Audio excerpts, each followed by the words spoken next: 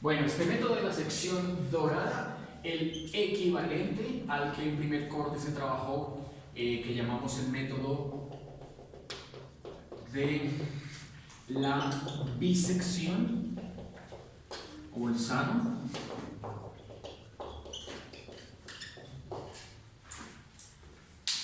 Tiene en común con los otros dos métodos que pertenecen a este grupo de optimización unidimensional no restringida, en que, a diferencia de los métodos que estudiamos en primer corte, estos métodos se ocupan de encontrar máximos o mínimos de funciones. En primer corte, recordemos, lo que hacíamos era buscar en las proximidades, ¿cierto?, de una intersección entre la curva y el eje X su raíz. Ahora, estos tres métodos, si bien guardan alguna similitud, lo que hacen es buscar ya no el corte con el eje X, sino los puntos en donde haya máximos y mínimos. Pero hay dos tipos de máximos y mínimos. Entonces, en este diagrama que dice aquí así de afán, pueden notar que este punto de acá sería lo que conoceríamos como máximo global y este más bajo el mínimo global. Pues los métodos que hemos venido trabajando también son de optimización, pero han hecho uso de matrices para enfocarse en otros aspectos, ¿cierto? Aquí ya tenemos que enfocar estos tres métodos en la búsqueda de máximos o mínimos globales, puesto que, como vemos aquí en el diagrama, también hay, por ejemplo, este sería un máximo local, este de acá un mínimo local, y esos ya no serán considerados en los tres métodos que a partir de hoy vamos a comenzar a trabajar, ¿cierto? Entonces solamente nos ocuparemos de buscar máximos y mínimos globales. En general, cuando uno está trabajando en la búsqueda de máximos y mínimos, generaliza ese nombre diciendo que estamos buscando los puntos críticos, como en cálculo diferencial, cuando uno en tercer corte analizaba las derivadas, primera, segunda, de una función, igualando la primera a cero, se hallaban dónde estaban el máximo o el mínimo, y con la segunda se encontraba la concavidad de la curva, ¿cierto? Bueno, entonces veamos en qué consiste este método de la sección dorada, que para los que vamos a trabajar pertenece al conjunto de los métodos que son cerrados. Ya sabemos que este tipo de métodos va disminuyendo el tamaño del intervalo hasta lograr un margen de precisión lo suficientemente adecuado como para decir que allí la solución converge, ¿cierto? Bueno, entonces, propósito. ¿Cuál es el objetivo de este tipo de métodos? Localizar el máximo o mínimo, como dice allá, global, aquí en general lo vamos a llamar absoluto, de una función f de x. ¿Listo? Global y absoluto son sinónimos. Inconvenientes.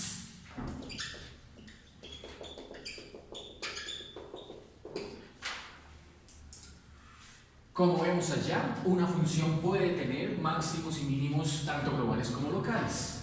Entonces, los máximos o mínimos locales que contenga la función,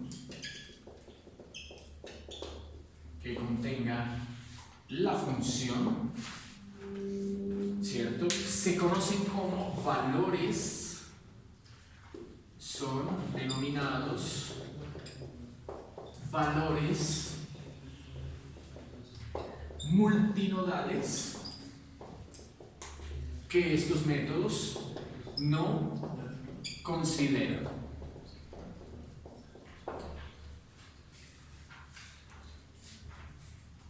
Bueno, Enfoquemos entonces el trabajo del día de hoy para el método de la sección dorada, caso máximo. Se entenderá que este método también funciona bien para el caso de un mínimo, siguiendo básicamente las mismas instrucciones, solo que el gráfico quedaría localizado de tal manera que la curva tiene forma de U. Estudiaremos una curva en forma de N. Entonces, tenemos que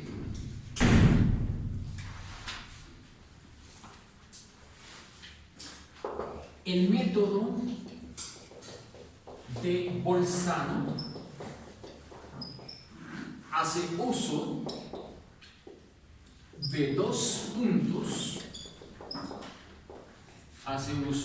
puntos para comenzar o efectuar también las iteracionales, la primera iteración.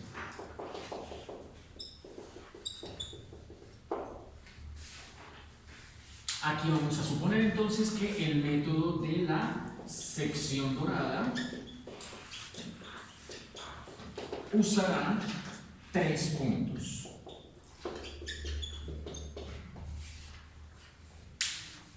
Construyamos entonces el diagrama del cual vamos a hacerle el análisis.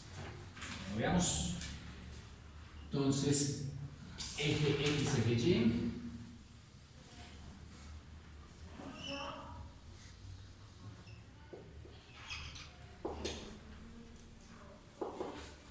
Pintemos entonces la curva, puede ser de esta manera. Es claro que aquí, en este punto, está mostrando un máximo, ¿cierto? En el caso que estamos trabajando. Tenemos por acá el valor extremal izquierdo que vamos a llamar X sub L. X sub L minúscula. Por acá el valor extremal derecho que vamos a llamar X sub U minúscula. Vamos a decir que entre los dos hay una distancia horizontal que denominaremos L sub 0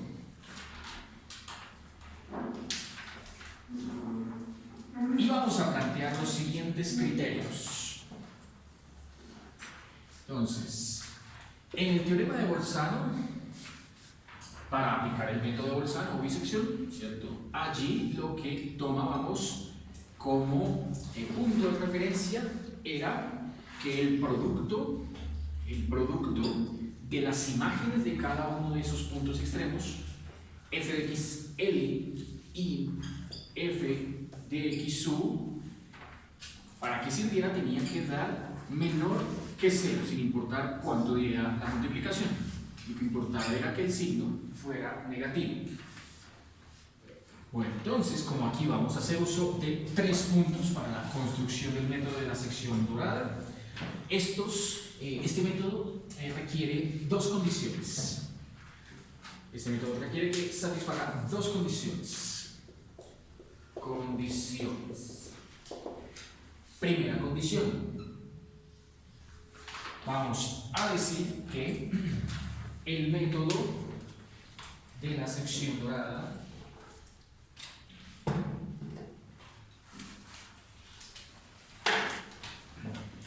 debe cumplir que una primera condición, esta distancia de separación entre ambos puntos extremos, L sub 0, tiene que ser igual a la suma de 2 distancias que uno debe aprender a plantear.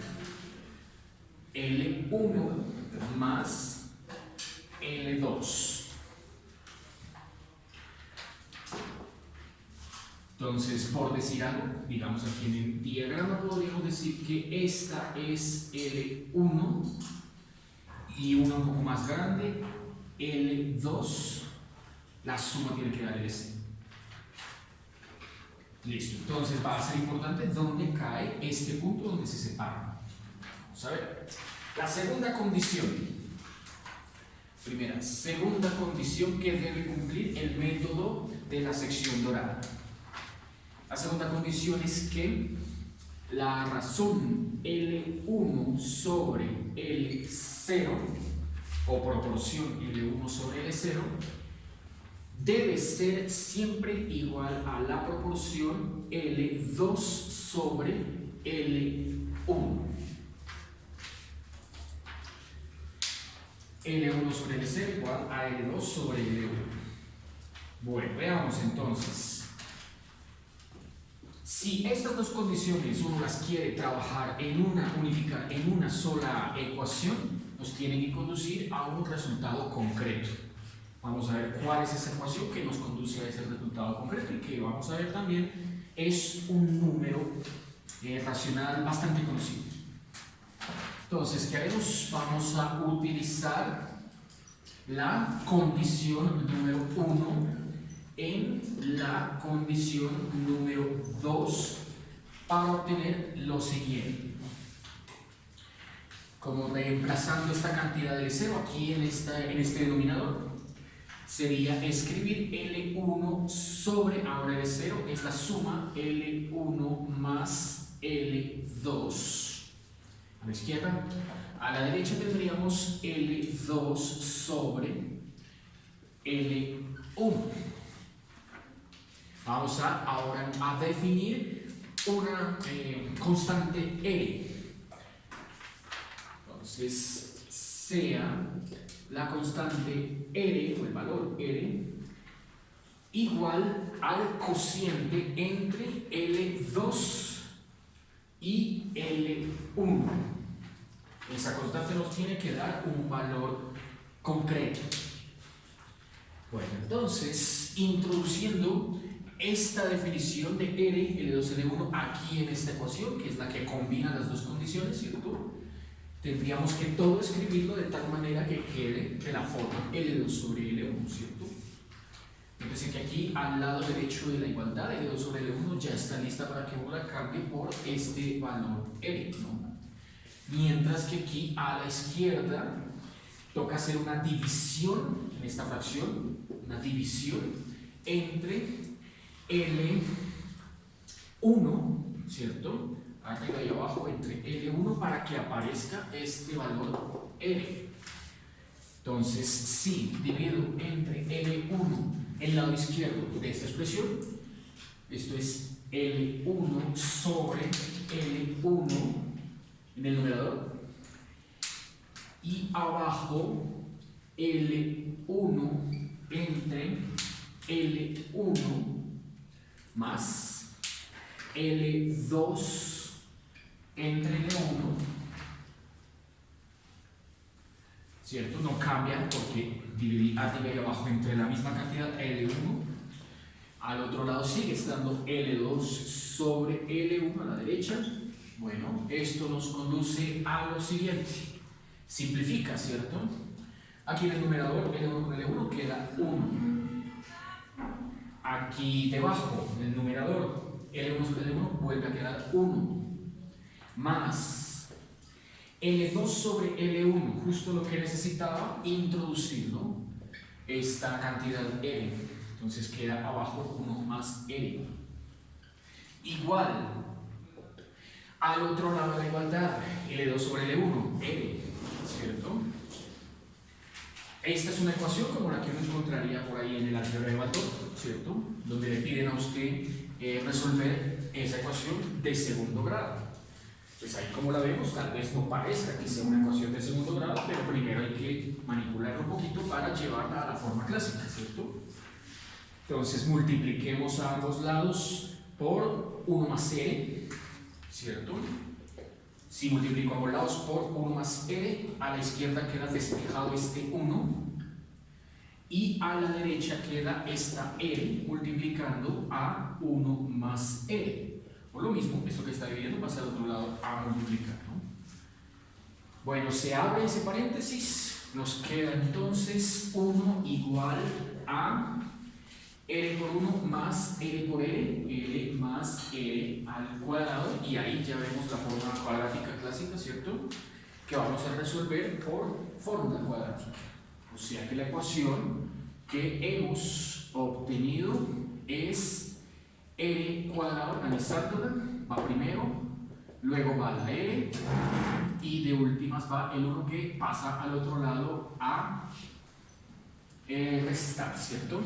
Bueno, para resolver esta ecuación de segundo grado, fórmula cuadrática, ¿cierto? Porque pues no existen dos números enteros que al multiplicarlos den menos 1 y al sumarlos o restarlos den más 1, ¿cierto?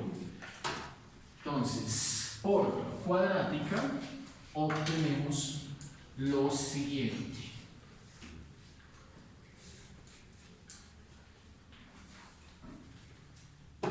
Por cuadrática, fórmula cuadrática. Se obtienen las dos raíces, r positiva y negativa, ¿cierto? Igual a menos 1 más o menos la raíz de 5 sobre 2. Y de esas dos vamos a quedarnos con la positiva. Se elige la positiva. Pues esa cantidad positiva, nótese que al elegir la raíz positiva y el 1 ser negativo, pues uno va a encontrar que R la escriben como raíz de 5 menos 1 sobre 2. Por el primero al positivo, luego al negativo.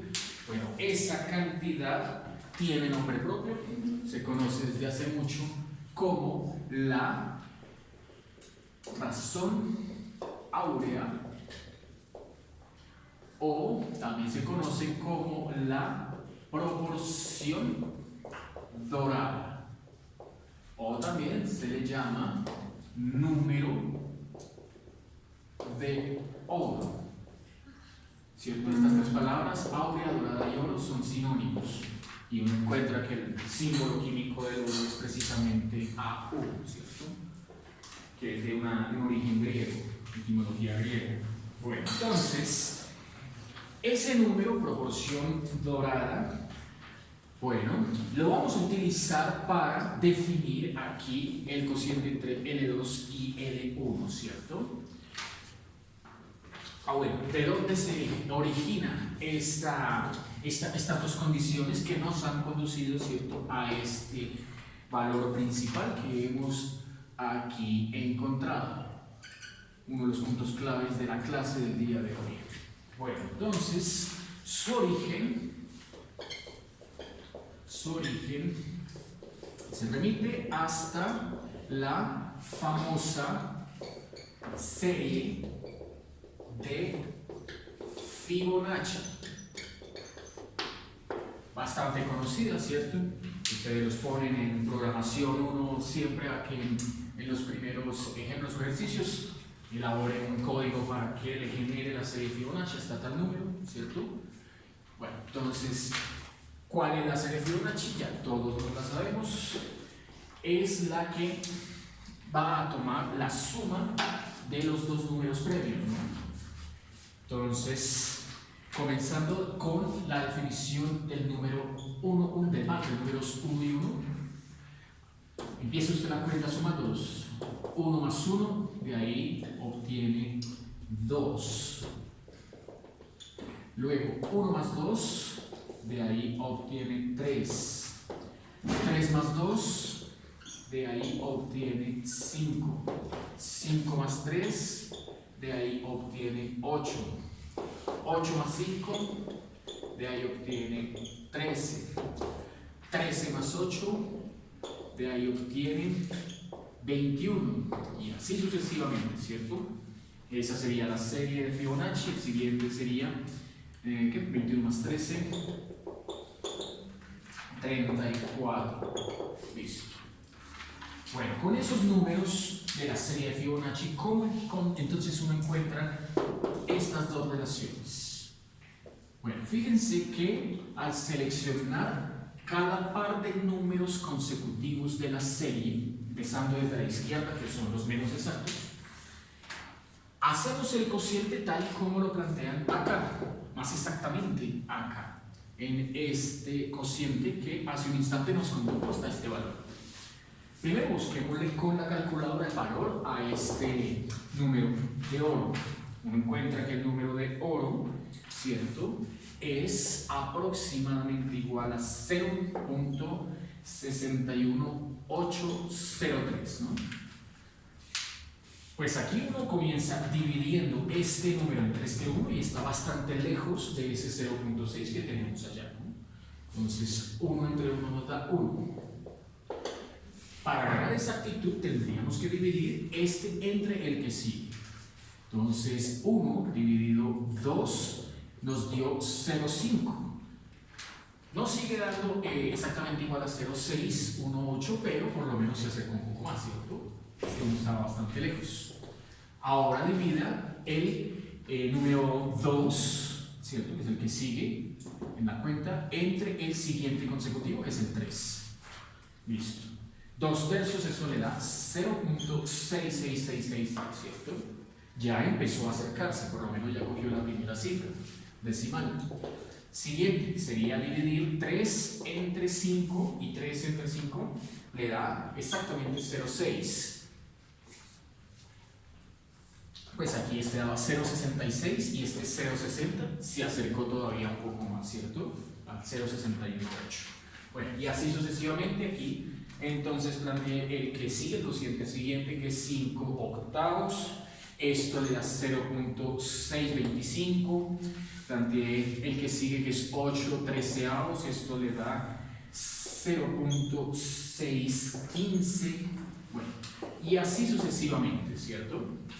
Nótese que en el límite, cuando uno va a coger los números consecutivos que salen de la serie Fibonacci bastante, lo suficientemente grandes, ahí uno puede decir que se va a obtener lo que aquí llamamos el número de oro. Ese es su origen, el origen numérico, el origen numérico de ese número dorado. Pero también tiene un origen geométrico y que es la base de todas las aplicaciones que sobre todo se usaban en la Grecia antigua y durante mucho tiempo utilizaron esa proporción.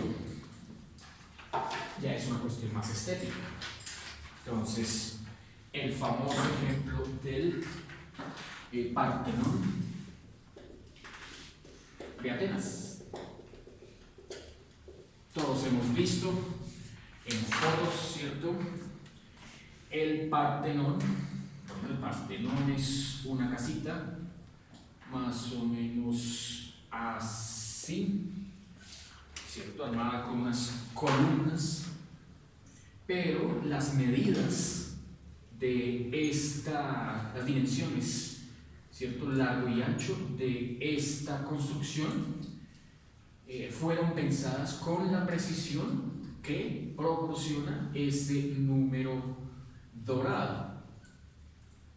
Entonces aquí toca que cortarlo un poquito acá y acá.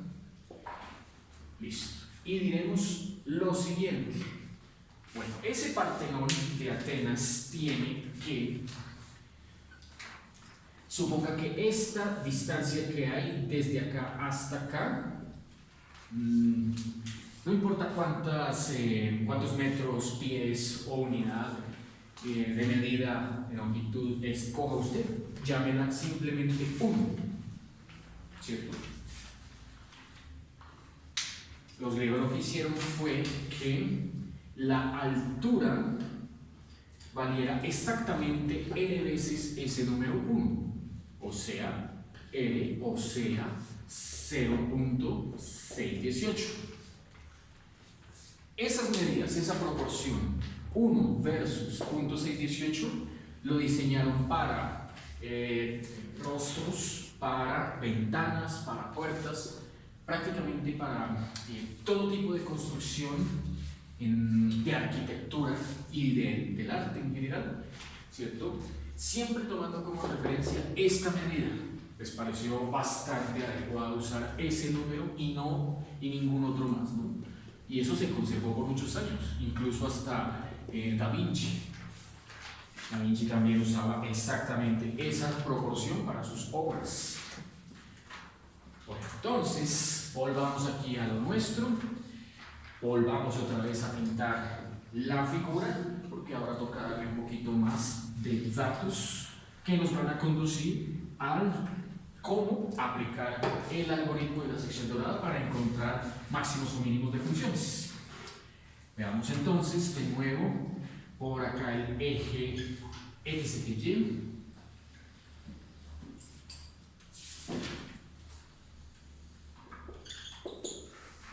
Y pintemos la curva, puede ser ahora de esta manera. Bueno, entonces, de nuevo, tome como referencia este valor x sub l.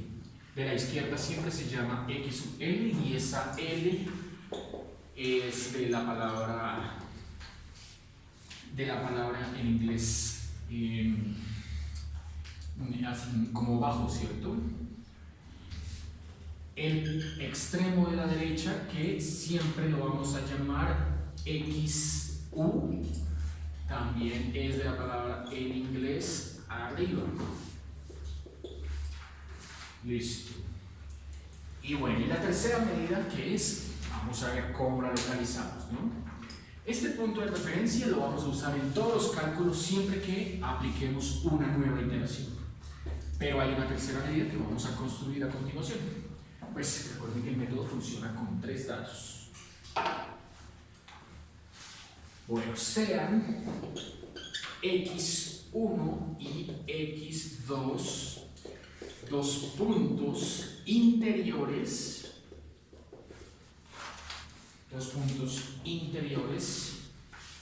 Al intervalo xl, x1.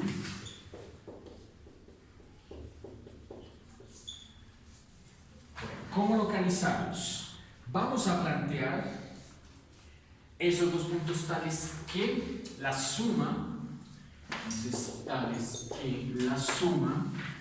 x1 más x2 sea igual a la suma xl más xu.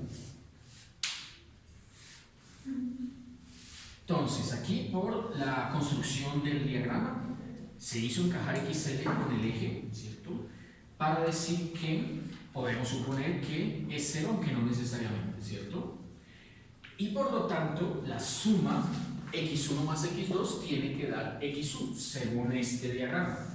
Entonces, uno podría decir que x1, diga usted, caiga por acá, ¿ve? ¿Cuántos cuadros tiene? 1, 2, 3, 4, 5, 6, 7, 8, 9, 10, 11, 12, 13, 14, en el 9, 2, 3, 4, 5, 6, 7, 8, 9, acá. Digamos que ahí caiga el valor x1. Listo. Y desde el XU hacia atrás contemos 9. 1, 2, 3, 4, 5, 6, 7, 8, 9. Aquí que caiga el X2.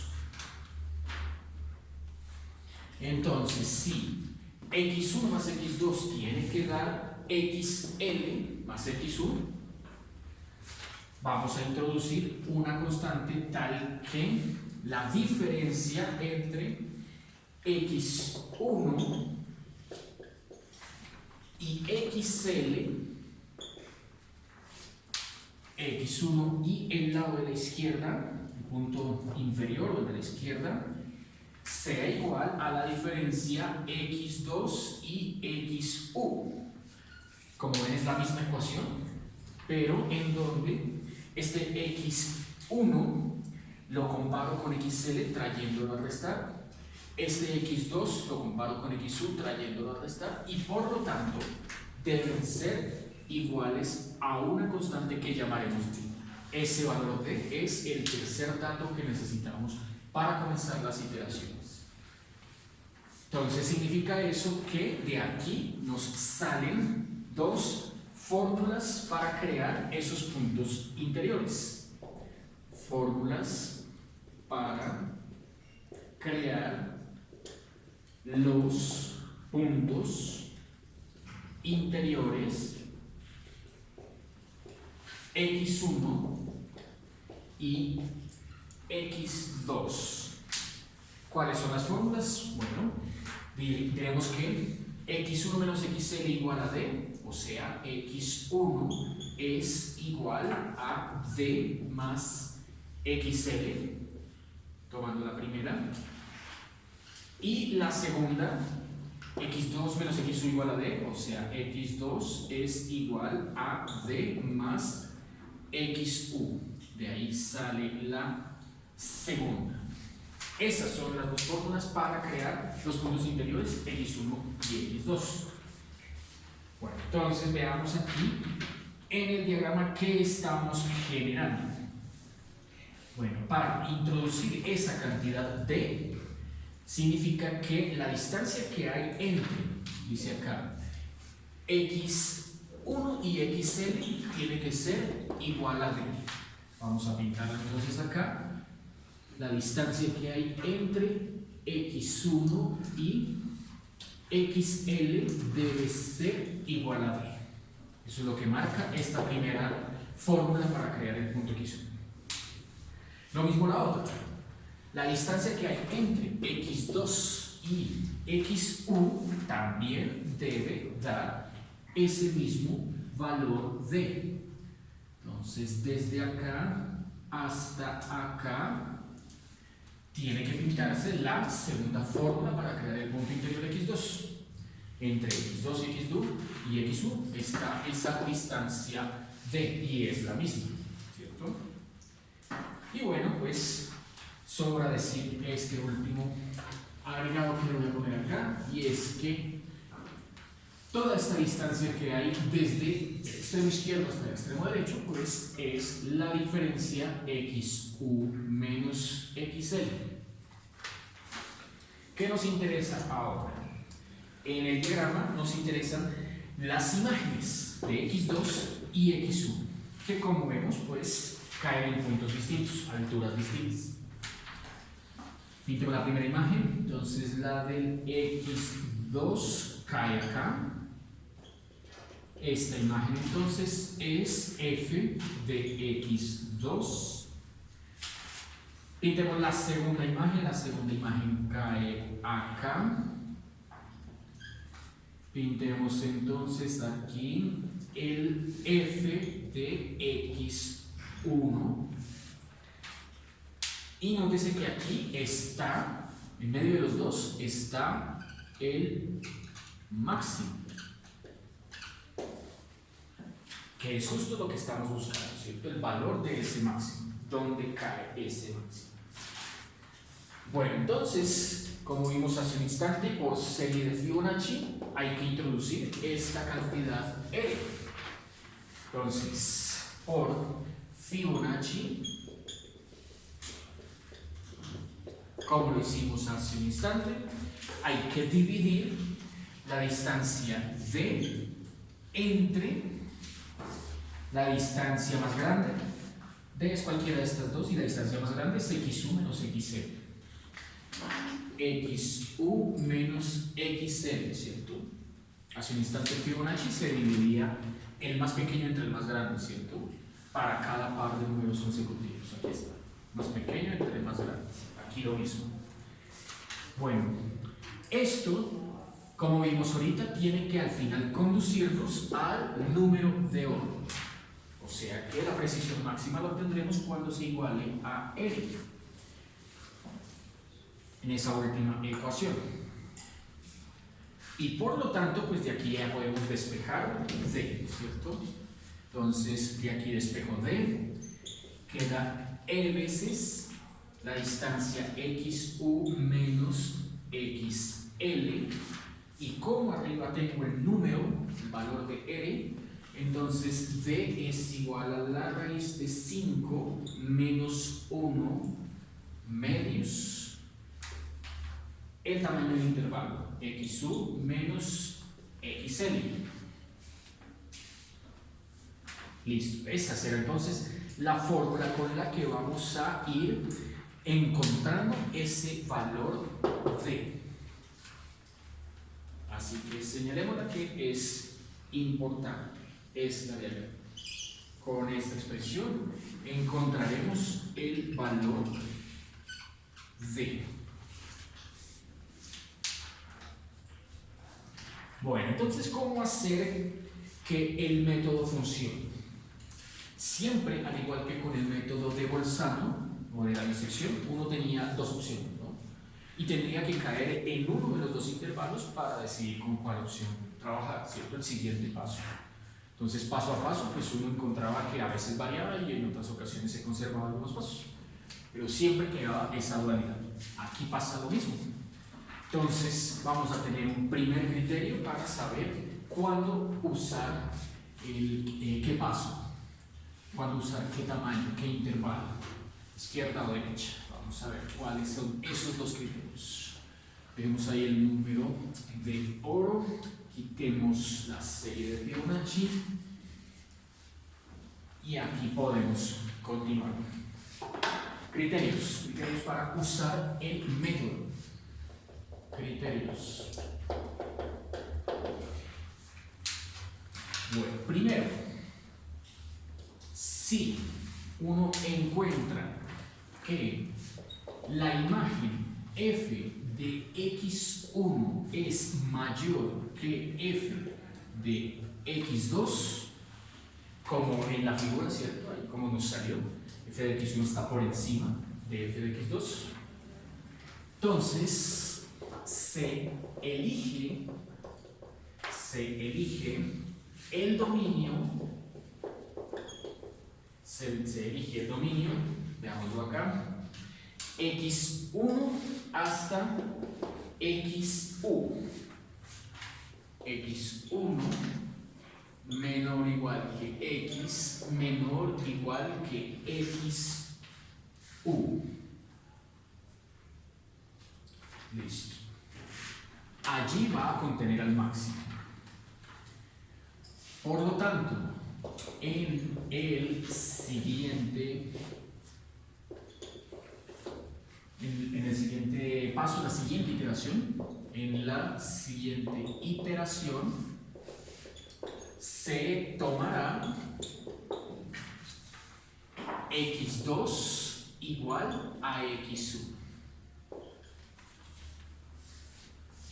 Ahora, si ese criterio no se cumple, se tiene que cumplir entonces este otro criterio número 2. Plantea que, si al contrario, f de x2 es el que está por encima de f de x1, entonces el dominio que ahora se elige es para los x que se encuentran entre xl y x2, lado izquierdo. Este entonces sería lado derecho, este entonces sería lado izquierdo. Igual que en el problema con la bisección, siempre salían esas dos opciones también. Parecido, muy parecidas. Entonces, para la siguiente iteración, en la siguiente iteración, se va a tomar x1 igual a xu. Aquí no es x1, aquí es xl. Corregir, es xl. xl.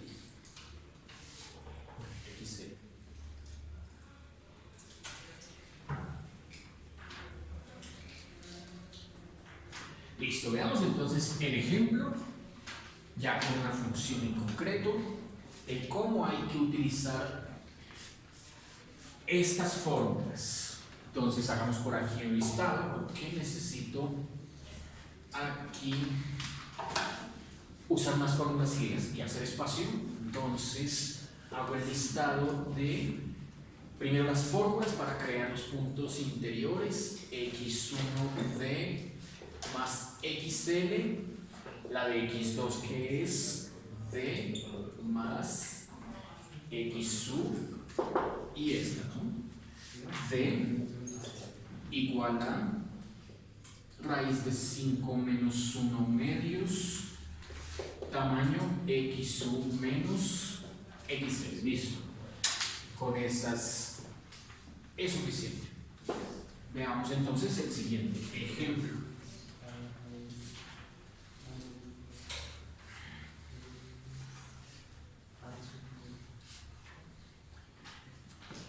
En el taller, el primer punto de actividades de sección dorada es un video de 20 y algo minutos de Disney.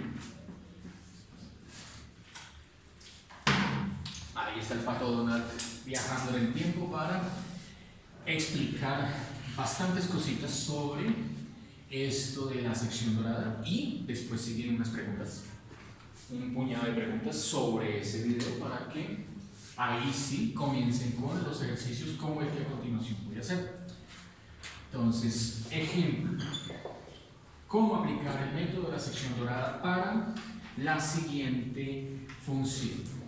Dada f de x igual a 2 seno de x menos un décimo de x cuadrado, entonces halle el máximo de esta función, ¿cierto? Usando el método de la sección dorada, en el intervalo x desde 0 hasta 4.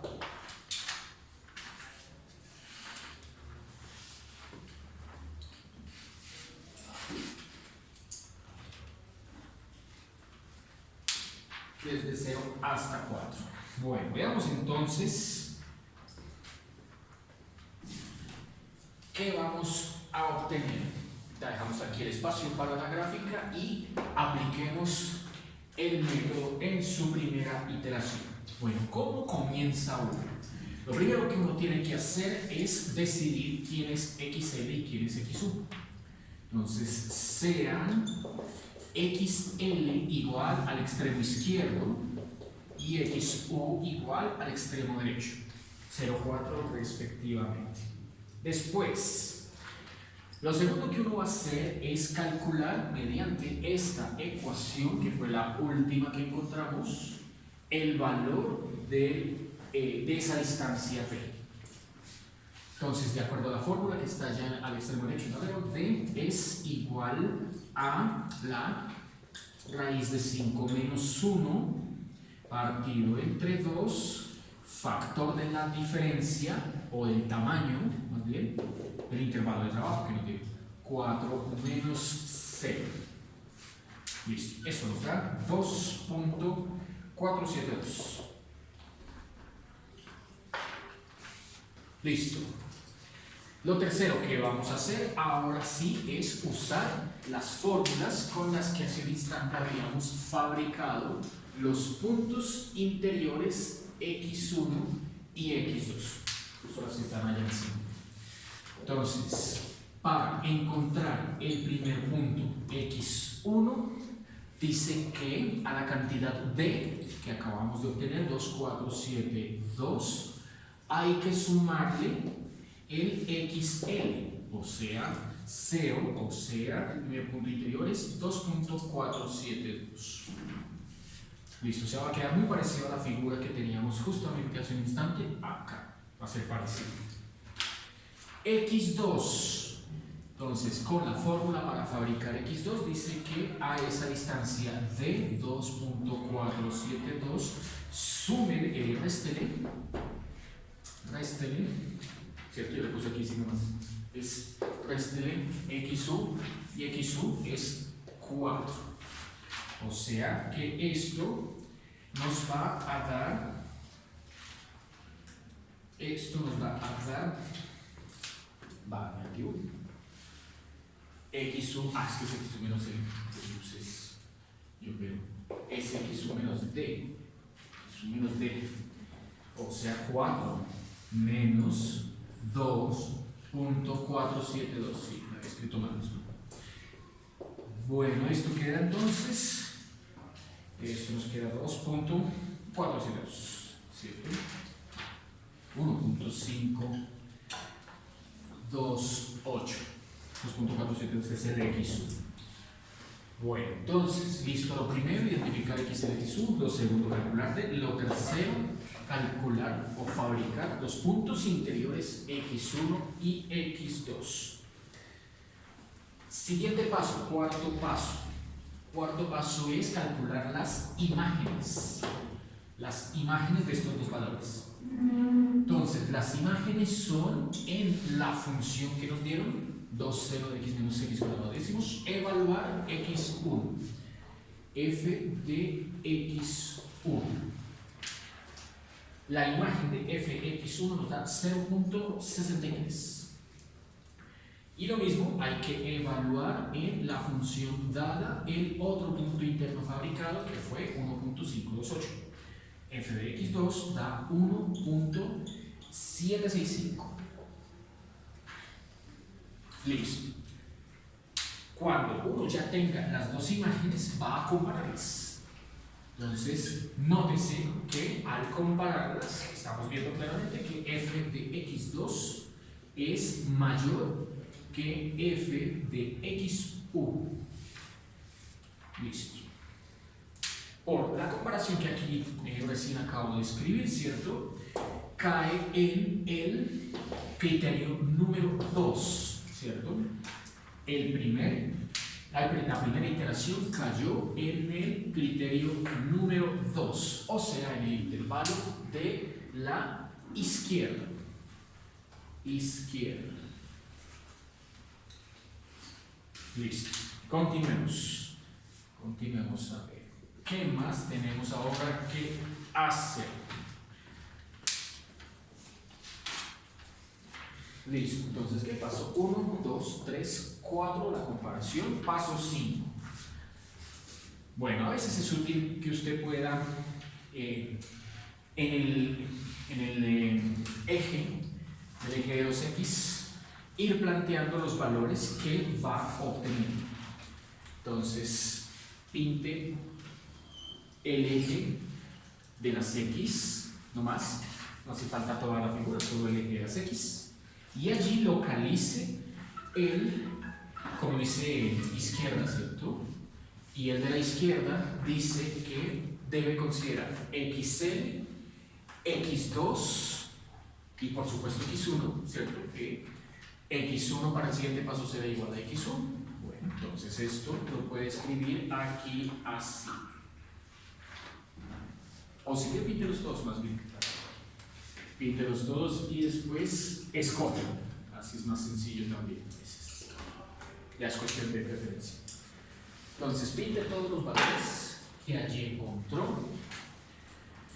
Dice xl igual a 0. Entonces, este es el que va acá. Xl igual a 0. Seguiría x2. Seguiría x2 igual a 1.52. Ese que caiga por acá. 1.52. Seguiría x1 que dio 2.472 y el más lejano sería el xu que dio 4. xu que dio 4. Bueno, de acá entonces usted se va a quedar, dice que con el intervalo de la izquierda, o sea que va a ignorar el 4, ¿cierto? Va a ignorar el 4 y se queda para la siguiente iteración con este intervalo. Listo. Ahí ya hagan un poquito de precisión.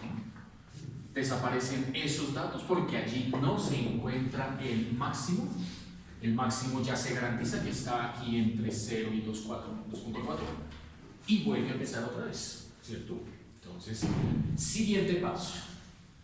Entonces, todo lo que acabo de hacer era la primera iteración. Entonces, ¿dónde lo pongo acá? Primera iteración. Siguiente.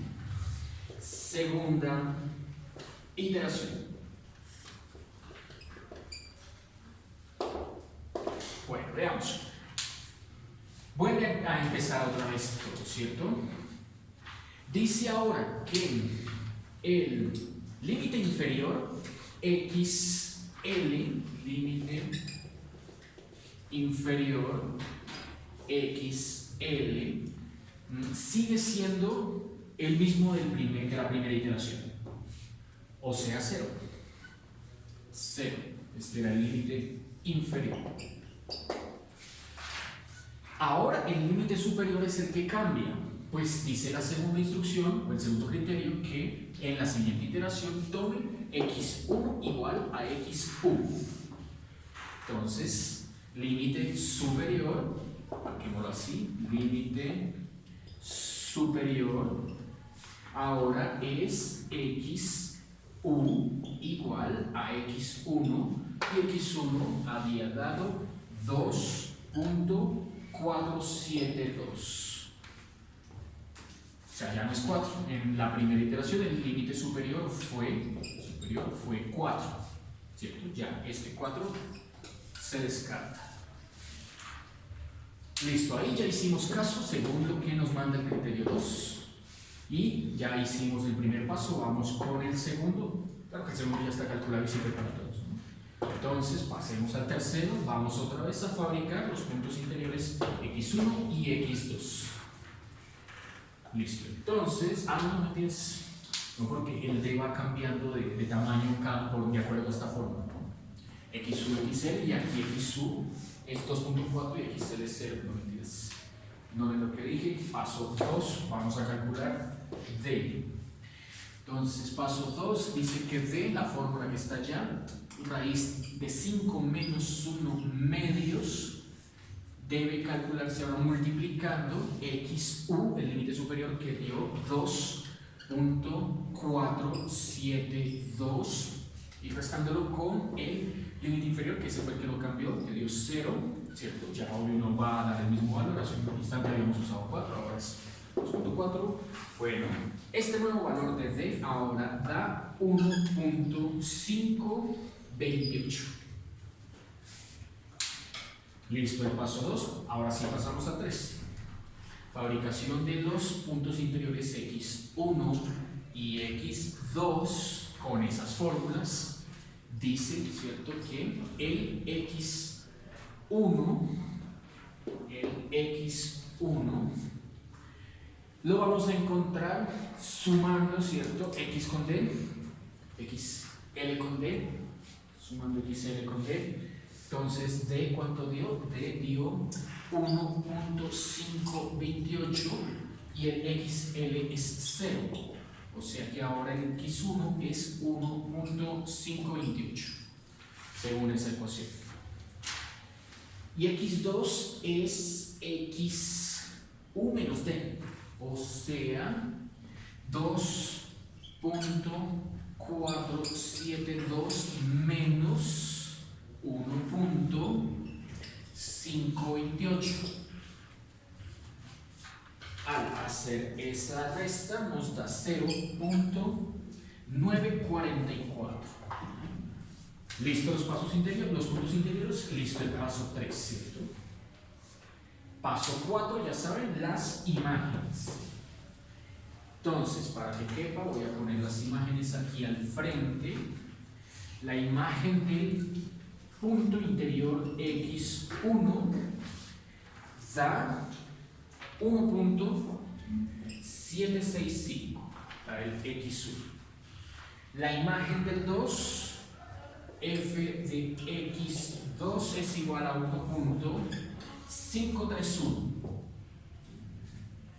1.531. Como siempre uno aquí ahora va a comparar esas imágenes, ¿cierto? Va a compararlas. Nos damos cuenta, ¿cierto?, que ahora f de x1 es la que es mayor a la de f de x2 y por lo tanto cae en el criterio 1, ¿cierto? O sea, lado derecho. Cae criterio 1, derecha, y por último el diagrama, para ver cómo le va quedando el tamaño, ¿no? Entonces otra vez, grafiquemos por acá en el eje todos los valores, ¿cierto? Todos los valores. Diremos que ahora toca pintar. Veamos cuál es el que está más hacia la izquierda. El cierto, XL, 0.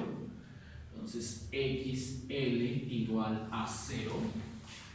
Luego seguiría el X2, ¿cierto? Que es 0.944. X2 igual a 0.944.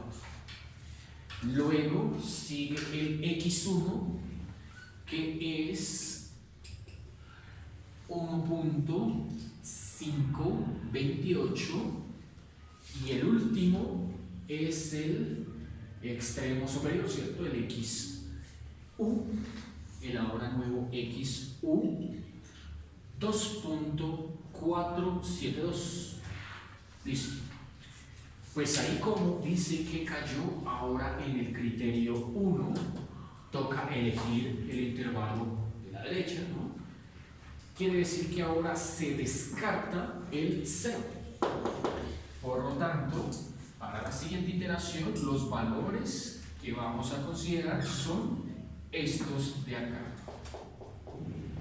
Igualito que con el método de Bolzano, ¿cierto? Ahora se garantiza que el máximo de la función está entre 0.94 y 2.47, ¿cierto? Más pequeño que el anterior y este más pequeño que el original, y así sucesivamente. ¿Es claro cómo funciona el paso a paso? Es cuestión de tener claro el orden de cómo está calculando teniendo los resultados. El resultado con el que finalmente hay que trabajar. Y ya con eso, claro, pasa a la siguiente iteración hasta que converja. Bueno, este ejemplo que acabo de explicar fue tomado del libro de Chapra, quinta edición, así que pueden consultar la tabla completa. Este ejemplo es de Chapra, quinta edición. Pueden consultar la tabla completa en la página 368. Allí Chapra lo que hace es ir completando una tabla como esta. Solo pondré los encabezados. Dice: iésima iteración, valor XL o límite inferior del paso a trabajar, ¿cierto? Y su imagen, de una vez la pone acá, f de XL. Luego aquí busca el punto interior X2. Busca aquí el punto interior X2. Pues Chapra le calcula la imagen, pero nosotros no la necesitamos, ¿cierto? Escribamos como lo pintó Chapra, le calculó la imagen. Lo mismo con el punto interior X1 y también le calculó la imagen. En esa tabla están las imágenes. Para aquí, dense cuenta que no fueron necesarias. Las imágenes que fueron necesarias fueron... no olviden. Estas son las necesarias. Las que calculó de manera innecesaria fueron estas y la del U, ¿cierto? Hay dos que son necesarias y dos que no. Las necesarias son las de los puntos interiores. Las que no, las de los inferior y superior. Y él igual las calculó todas. O sea que aquí me falta L1, 2, U, XU y su imagen. Esta es la que no es necesaria. Bueno, esta columna entonces podrían omitirla, esta columna podrían omitirla, las otras sí son necesarias completamente. Y por último, lo que Chapra hace es calcular el valor de este, sí es absolutamente necesario porque pues cada paso, cada nueva iteración, ¿cierto?, va disminuyendo el valor de D. Bueno, con esa tabla entonces Chapra muestra que al cabo de 8 iteraciones,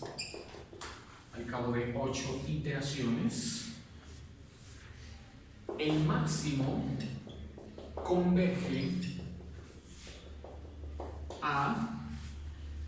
máximo converge a x igual a 1.4427. Máximo converge a ese dato, ¿cierto? Entiéndase que el máximo está haciendo referencia al punto que está atrapado entre los dos extremos del intervalo.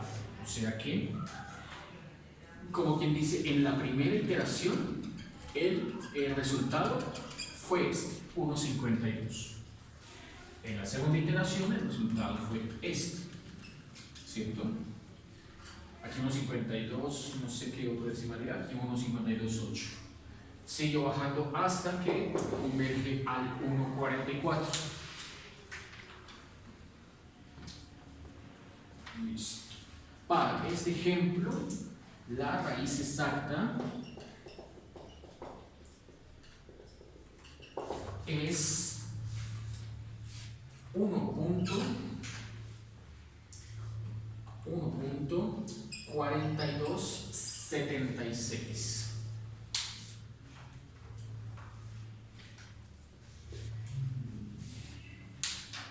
Bueno, ingenieros, creo que con esto concluimos la clase del día de hoy. Es suficiente. La próxima clase nos toca trabajar interpolación cuadrática, que es el lunes. Luego faltaría la de Newton y luego ya viene la entrega del taller el domingo desde el 8 y el quiz. El quiz será de el lunes en 8. Con eso ya concluimos actividades para segundo corte.